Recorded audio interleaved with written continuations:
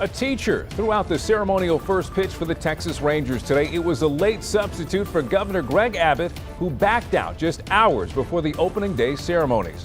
Abbott says Major League Baseball is pushing a, quote, false narrative about a new voting law in Georgia.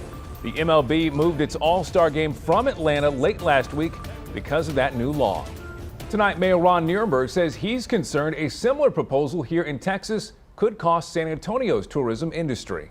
Local leaders are watching the state capitol closely. As Eyewitness News reporter Matt Houston explains, there's a lot of money on the line. San Antonio Sports estimates 15,000 people came here to watch Women's March Madness, worth about $27 million to the local economy. And that doesn't account for the brand boost from this center court logo plastered across the nation's TV screens for nearly a month. That's why the mayor says the stakes are high.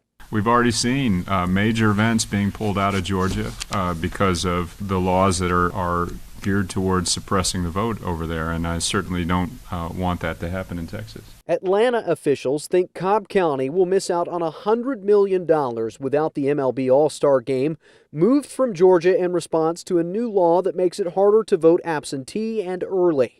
Now, Texas lawmakers are moving forward with a plan to stop drive-through voting and prevent big cities from extending early voting hours. We're keeping our finger on the pulse. Visit San Antonio's Richard Oliver says he's not heard rumblings any event organizers will cancel here, but he says politics have cost this city cash before.